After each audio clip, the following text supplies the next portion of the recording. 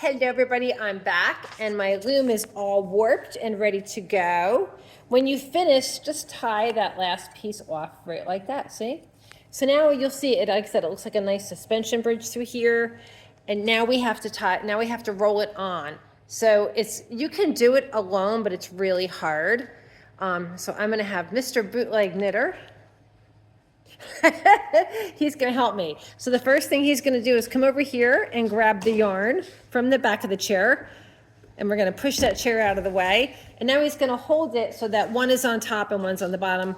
And make sure it's nice and even and nice and tight. Make sure all the yarns under here are nice and tight. See how he's doing that? Some people tie it in a knot. Like if I'm by myself, I'll tie it in a knot. But since I have him to help me, I'm not going to tie it in a knot. He's making sure everything is nice and tight, see? And he's pulling it. I mean, it has to be tight, but like not so tight that you can't roll it on. Okay, so thank you, Mr. Bootleg Knitter, with his Sasquatch Believe shirt. Okay, now I'm gonna put you over here. So now here is my loom. Let me see if I do it this way, it might be a little easier to see. I have one of those spider things, but they actually really, to hold the phone, it doesn't really work that well. So there's a couple things you gotta do. When you're rolling this on, when it's on here, you don't want the yarns to come into each other because they can compress. So a couple different things you can use. I love to use my craft sticks. My friend Michelle got cardboard and has them cut like this long. You can also use parchment paper, but I'll show you what I'm talking about. So what we're gonna do is we're gonna start rolling this on. Mr. Bootleg Knitter back there, he's gonna hold it nice and tight. So see, it's coming over the back beam. So see how it's going over? And I'm rolling and he's holding it nice and tight. And now, so see how the yarns are gonna touch each other right here? So I don't want them to compress too much. So I'm gonna reach up from underneath and every couple inches or so, I'm gonna put a craft stick. Okay, so here I'm gonna roll it on, roll it on. Again, he's holding it nice and even, so we have nice, good tension. And now I'm gonna put a craft stick on again. It's really hard to do with one hand, but there we go. So you notice it's the same length as my loom, which is 15 inches. So I'm gonna sit here, it'll only take me a minute to roll this on, guys, so just hang out with me. So again, I'm gonna chuck a craft stick in there. Again, so every couple turns, I put the stick in there. It just, especially if we're using 100% wool that is not superwash, the fibers will compress into each other. And also, the tension is not nice. So this really helps keep the tension good. You can use corrugated cardboard. I actually just use like brown craft paper on my big loom.